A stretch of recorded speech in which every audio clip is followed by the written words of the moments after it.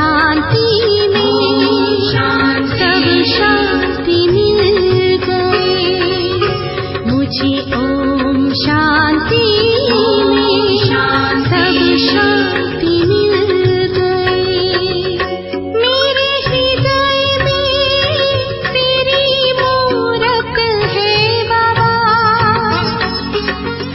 मेरी आँखों में तेरी सूरत है बाबा, मेरे हृदय में तेरी मूरत है बाबा,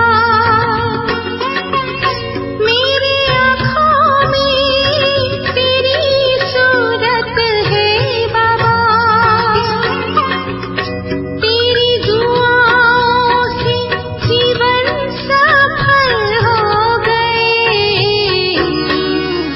मुझे। ओम शांति में सब शांति मिल गए मुझे। ओम शांति में सब शांति मिल गए मुझे। ओम शांति में सब शांति मिल गए मुझे। ओम शांति में सब शांति मिल गए।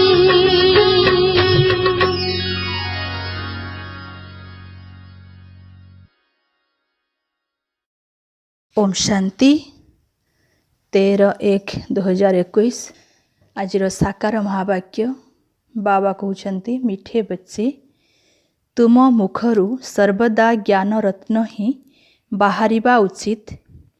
तुमर चेहरा सर्वदा हसित रहिबा उचित। आजिर प्रश्न जो पिलामाने ब्राह्मण जीवन रे ज्ञानर धारणा करिछंती सेमानंकर लक्षण किपरि होइथिबो? उत्तर 1 नंबर सेमानंकर चाली चलन देवतांक भଳି होइथिबो। सेमाने दैवी गुणर धारणा करिथिबे।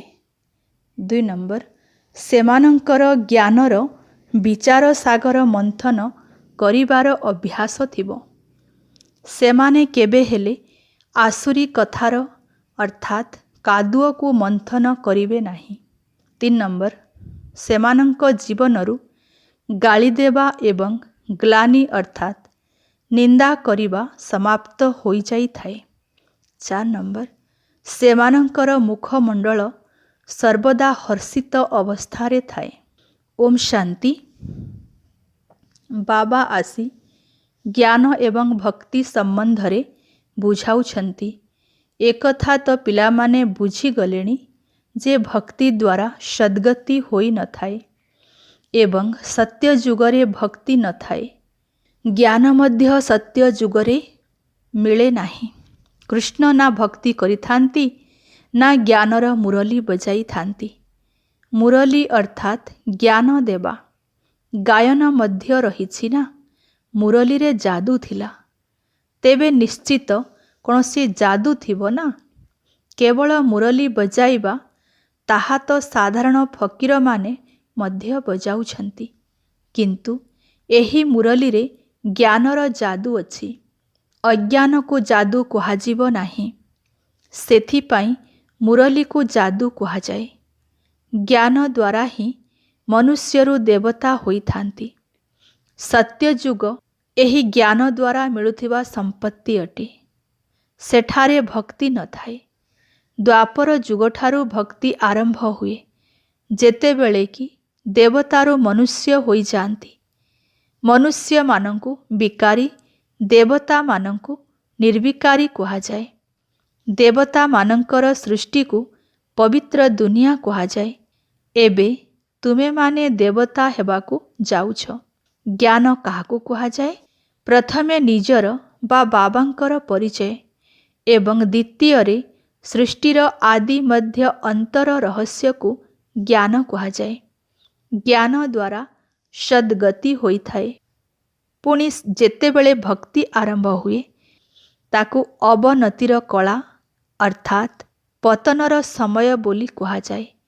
कारण भक्ति को राति एवं ज्ञान को दिन कुहाଯାए। एकथा तो जे केही भी बुझीपारिबे किंतु दैवी गुणर धारणा होई पारु नाही। जदि दैवी गुण अछि तेबे बुझिबाकु हेब जे ज्ञानर धारणा अछि। ज्ञान को धारण करुथिबा आत्मा मानंकर चाली चलन देवतांक भଳି होइथाए। कम धारणा करुथिबा आत्मा मानंकर मिश्रित अर्थात किछि आसुरी किछि दैवी चलनी होइथाए। जदि ज्ञानर धारणा नाही तेबे सेमाने मोर संतान मध्य नुहंती। लोकमाने बाबांकर केते निंदा करुछंती किंतु ब्राह्मण कुल को आसीगला परे गाली देवा ग्लानि करिबा बंद होई जाए। तुमको एबे ज्ञान मिलुछि। जाहार विचार सागर मंथन करिले अमृत मिलिथाए। जदि एही ज्ञानर विचार सागर मंथन हेउ नाही तेबे बुद्धिरे कौन मंथन हेउथिबो? आसुरी विचार। सेथिरु तो कादुओ ही बाहरिबो। एबे तुमे ईश्वरीय विद्यार्थी अट।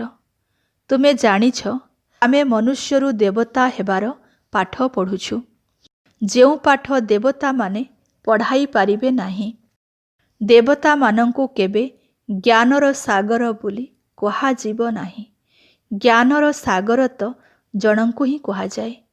दैवी गुण मध्य ज्ञान द्वारा ही धारण होइथाए।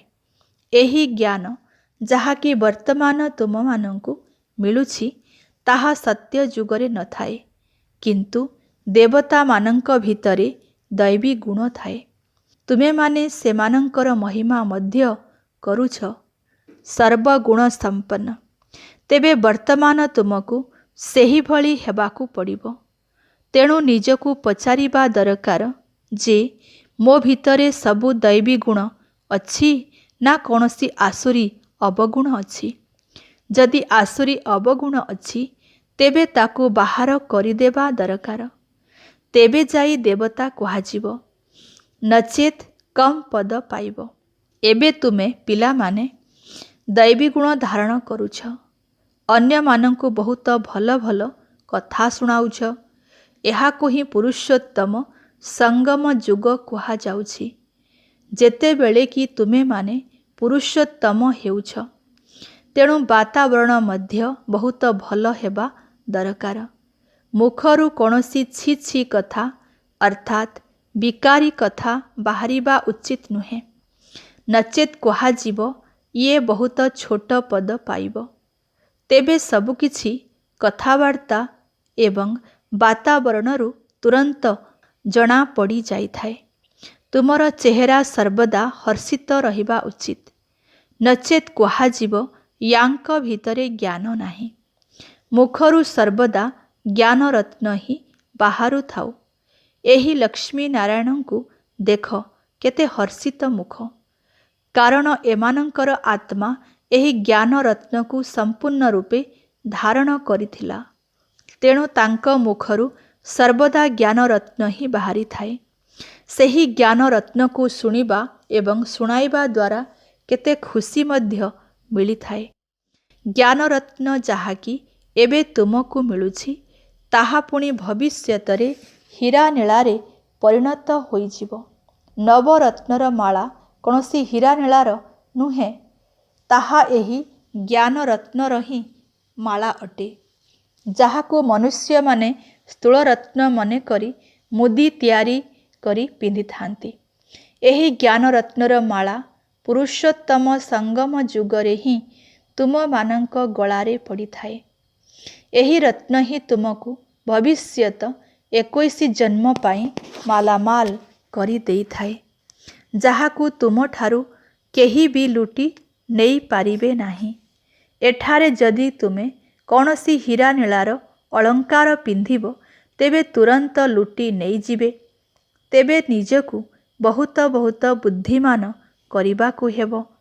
आसुरी अवगुणकु निज भितरु बाहर करिबाकु हेबो।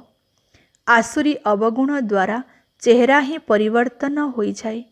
क्रोध आसिले मुह जेपरी तंबा भली लाल होई जाए।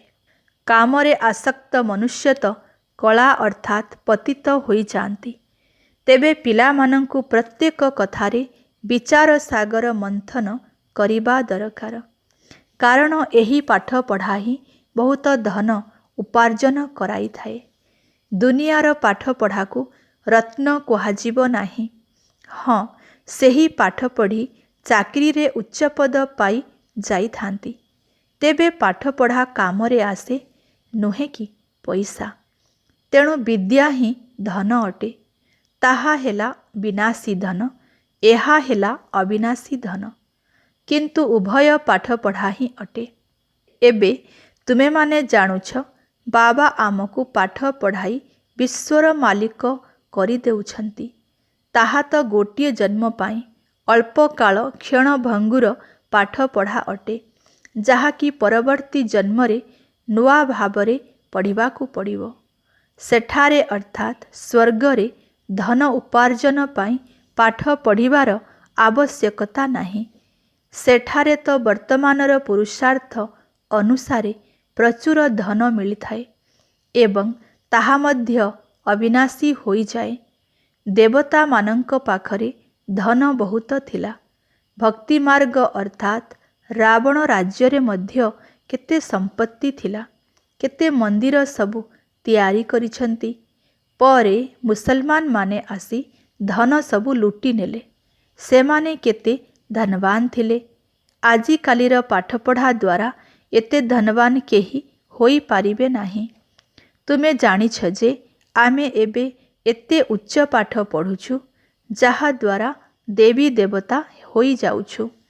ତେବେ ଏହି ପାଠପଢ଼ା ଦ୍ୱାରା ଦେଖ ମନୁଷ୍ୟ କ'ଣ ହୋଇପାରୁଛି? ଗରିବରୁ ସାହୁକାର। ଏବେ ଭାରତ କେତେ ଗରିବ ହୋଇଯାଇଛି। ସାହୁକାରଙ୍କୁ ତ ଫୁର୍ସତ ହିଁ ନାହିଁ। ସେମାନଙ୍କୁ ତ ନିଜର ଅହଙ୍କାର ରହିଥାଏ। ମୁଁ ଅମୁକ ଅଟେ। ଏଥିରେ ତ ଅହଙ୍କାର ଇତ୍ୟାଦି ସମାପ୍ତ ହୋଇଯିବା ଦରକାର। ମୁଁ ଆତ୍ମା। ଆତ୍ମା ନିକଟରେ ତ ଧନ ଦୌଲତ, ହୀରାନୀଳା ଆଦି କିଛି ବି ନାହିଁ। ବାବା ମଧ୍ୟ କହୁଛନ୍ତି ଦେହ ସହିତ ଦେହର ସବୁ ସମ୍ବନ୍ଧକୁ ଛାଡ଼। ଆତ୍ମା ଶରୀର ଛାଡ଼ିଦେଲେ ତାର ସାହୁକାରୀ ଧନୀପଣିଆ ସମାପ୍ତ ହୋଇଯାଏ।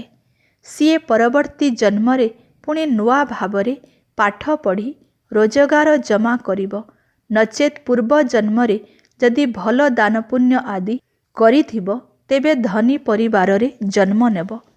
ସେଥିପାଇଁ କୁହାଯାଏ ପୂର୍ବ ଜନ୍ମର କର୍ମର ଫଳ।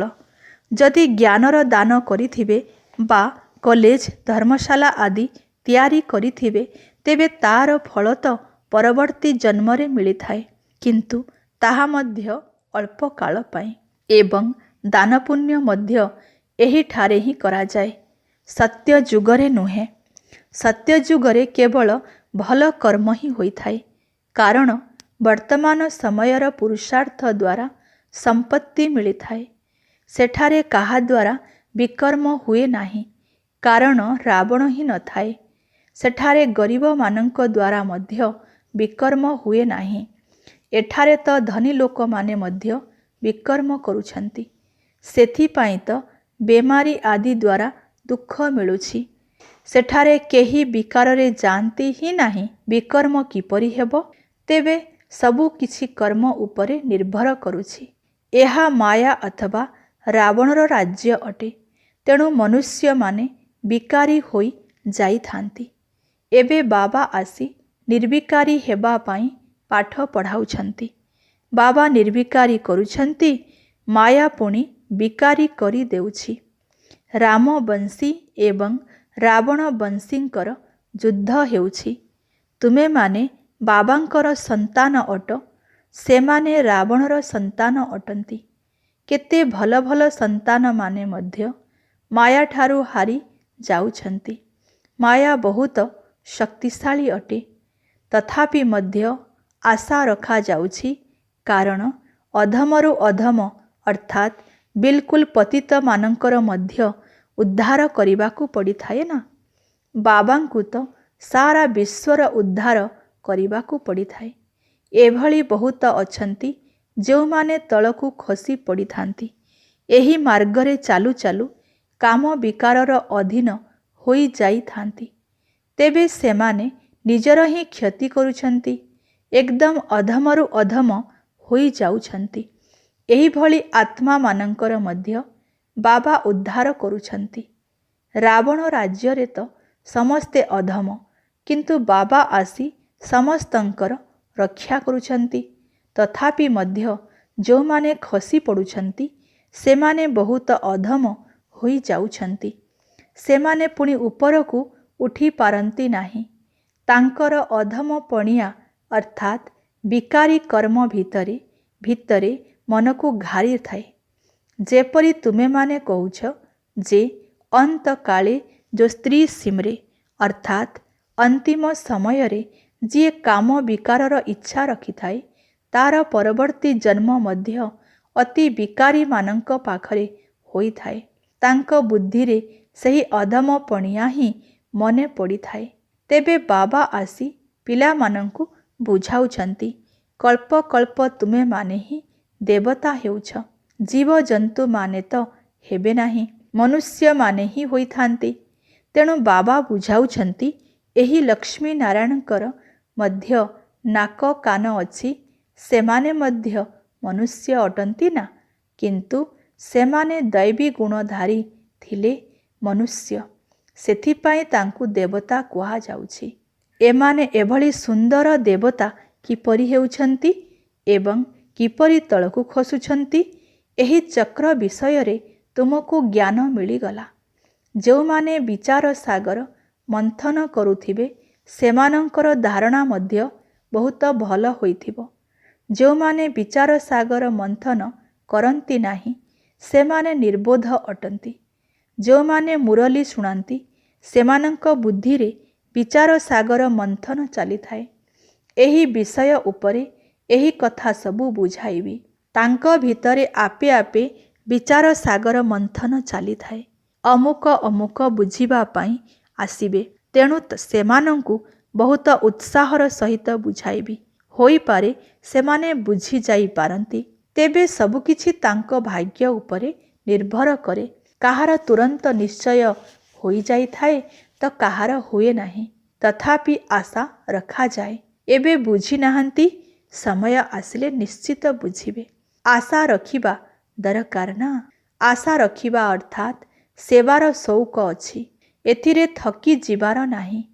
ଯଦିଓ କେହି କେହି ଜ୍ଞାନକୁ ବୁଝିବା ପରେ ମଧ୍ୟ ଅଧମ ଅର୍ଥାତ୍ ବିକାରୀ ହୋଇଯାଇଛନ୍ତି, କିନ୍ତୁ ପୁଣି ଯଦି ଆସୁଛନ୍ତି ତେବେ ନିଶ୍ଚିତ ତାଙ୍କୁ ମିଟିଂ ରୁମ୍ ଅର୍ଥାତ୍ ବୈଠକ ଗୃହରେ ବସାଇବା ଉଚିତ।